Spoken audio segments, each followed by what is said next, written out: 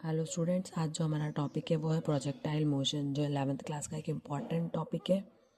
Projectile motion क्या होता है? कोई भी ऑब्जेक्ट है, हम उसको जब थ्रो कर रहे हैं तो आफ्टर कवरिंग सर्टेन डिस्टेंस वो वापस उसी लेवल पे आ जाता है जिस लेवल पे हम उसको थ्रो किया था।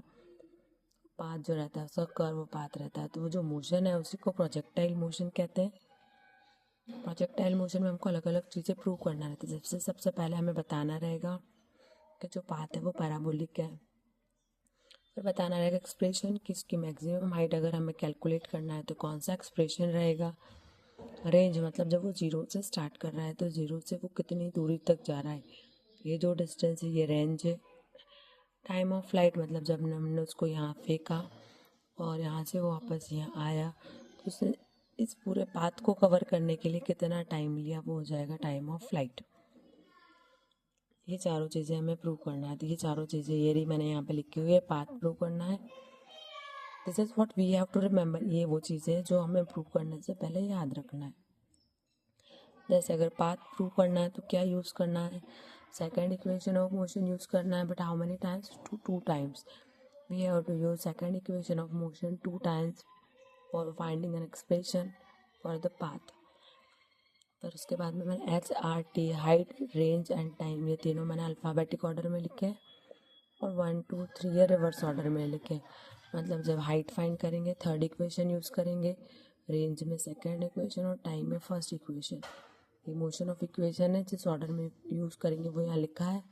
जैसे जैसे हम यूज़ करते जाएंगे यू कम्स टू नो कि कैसे यूज़ हुई है। Now next, U X U Y. अब यू एक्स क्या है? जब ऑब्जेक्ट जा रहा है डायरेक्शन, कौन सी डायरेक्शन में? एक्स डायरेक्शन में। हमने यहाँ पे सपोज कर लिया कि जो एंगल है, जब ऑब्जेक्ट को हमने फेंका इनिशियली तो वो कितने एंगल से हमने उसको फेंका? थीटा एंगल से। तो थीटा के हम कंपोनेंट करेंगे तो वाई डायरेक्शन में जो कंपोनेंट रहेगा वो साइन थीटा वाला हो जाएगा, और थीटा के साथ में मतलब एक्स डायरेक्शन में जो कंपोनेंट है कॉस थीटा हो जाएगा। हमेशा थीटा के साथ कॉस थीटा ही आता है, और अपोजिट जो रहेगा वो हो जाएगा साइन थीटा वाला। तो यू एक्स किसके इक्वल हो जाएगा? यू कॉस थीटा के। यू वाई किसके इक्वल हो जाएगा? यू साइन थीटा के। और ए एक्स मतलब एक्सेलरेशन इन एक्स डायरेक्शन वो कितना हो जाएगा? 0 हो जाएगा। और ए वाई मतलब acceleration in the upward direction, तो वो प्लस जी भी हो सकता है और माइनस जी भी हो सकता है। ठीक है, अगर ऑब्जेक्ट नीचे आ रहा है डाउनवर्ड तो वो प्लस जी हो जाएगा, और ऑब्जेक्ट को हम ऊपर थ्रो कर रहे हैं तो वो हो जाएगा माइनस जी। अब चारों चीज़ें ये प्रूव करते हैं। सबसे पहले प्रूव करते हैं पाथ।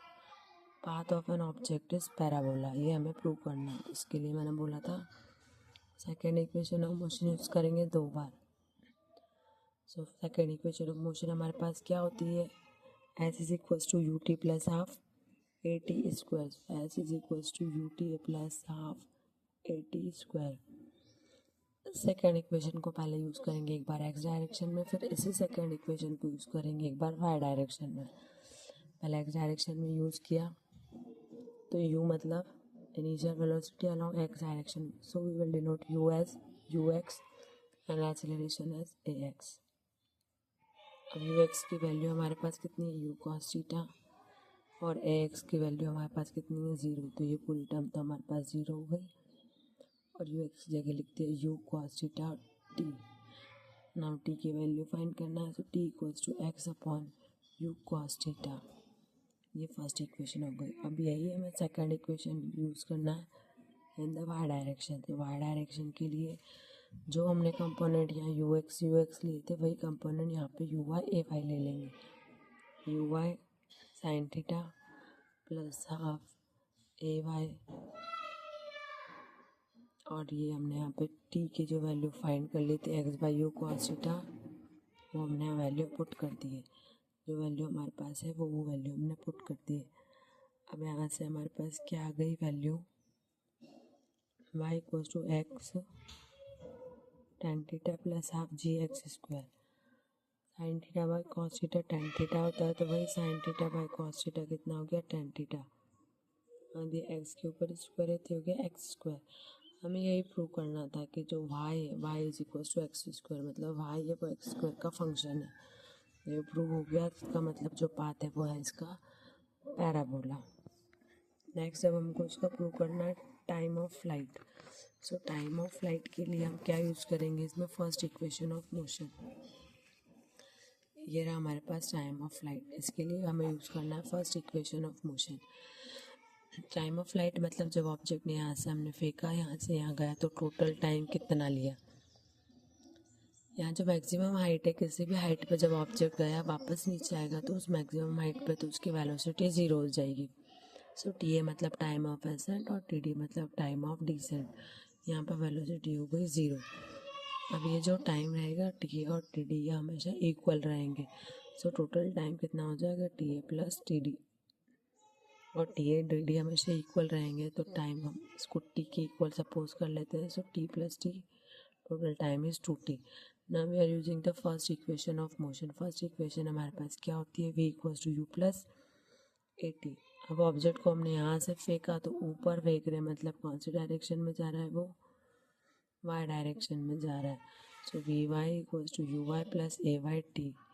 वी वाई मतलब यहाँ पे जो वेलोसिटी रहेगी वो कितनी हो जाएगी, अभी जो हम फाइंड कर रहे हैं वो यहाँ से लेके यहाँ हाफ साइकिल के लिए ही फाइंड कर रहे हैं, टाइम ऑफ एसेंट। उसके बाद फिर उसका डबल कर देंगे तो टोटल टाइम आ जाएगा।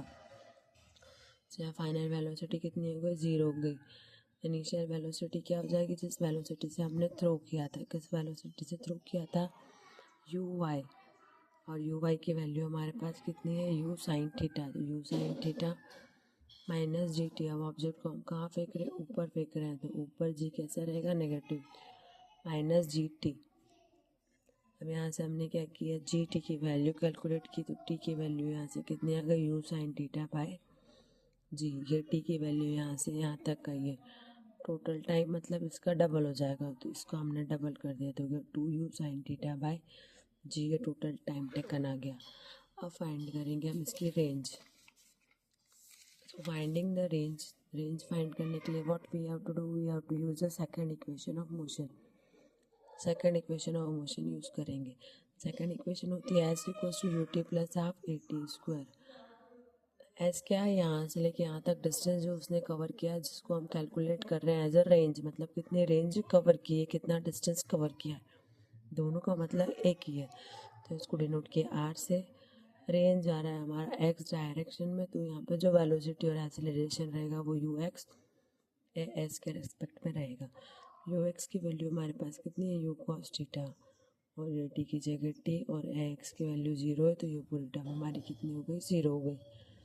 Are equal to U cos theta, T की वैल्यू हम ऑलरेडी फाइंड कर चुके हैं, टू टी किसके इक्वल सा, टी इक्वल था 2u साइन थीटा बाई जी के, वैल्यू पुट कर दी, तो यू स्क्वायर बाई जी, और फिर ये यहाँ पे बच गया 2 sine theta cos theta. 2 sine theta cos theta is equals to sine 2 theta, हमेशा साइन 2 थीटा के इक्वल होता है। सो ये हो गया साइन 2 थीटा बाई जी, ये हो गया रेंज। तो रेंज के लिए भी फॉर्मूला हमारा डिराइव हो गया। Now if we have to find the maximum range, अगर क्वेश्चन डायरेक्ट एग्जाम में आया कि मैक्सिमम रेंज हमें कब मिलेगी, तो जब भी हम कोई ऑब्जेक्ट थ्रो करेंगे कितने एंगल से, 45 डिग्री के एंगल से, तो हमको हमेशा मैक्सिमम रेंज ऑब्टेंड होगी। एक और डेरिवेशन है नेक्स्ट हमारा हाइट के लिए। सो हाइट के लिए हमको जो डेरिवेशन करना है उसके लिए हमें क्या यूज़ करना है, we have to use third equation of motion. ये रही थर्ड इक्वेशन हम यूज़ करेंगे ये हाइट के लिए, कितनी हाइट तक ऑब्जेक्ट गया है। थर्ड इक्वेशन ऑफ मोशन कितनी होती है, V square minus U square equals to 2as। Object को ऊपर फेंक रहे हैं, मतलब कौन से डायरेक्शन में जा रहा है, वाई डायरेक्शन में, तो ये हो जाएगा we why you Y 2ay। अब वाई मतलब ये हमारा हाइट ही है कि कितने मैक्सिमम हाइट कवर किया, तो वाई की जगह एच आ गया। ए वाई की वैल्यू कितनी हो जाएगी, माइनस जी, क्योंकि ऑब्जेक्ट कहाँ फेंका हमने, अपवर्ड डायरेक्शन में फेंका। वी वाई, यहाँ पे वी की वैल्यू भी 0 हो जाएगी एकदम मैक्सिमम पॉइंट, और यू वाई की वैल्यू हो जाएगी यू साइन थीटा। तो यहाँ से हमको एक्सप्रेशन मिल गया एच मतलब हाइट के लिए कि हाइट कितनी होगी जब हम किसी भी ऑब्जेक्ट को थ्रो करेंगे। हमको ये चारों चीज़ें याद रखना है, किससे डेरिवेशन होगा, ये चारों चीज़ें याद रखना है कैसे डेरिवेशन होगा, और ये चारों चीज़ें याद रखना है कि क्या डेरिवेशन में हमको प्रूव करना है। Thank you so much.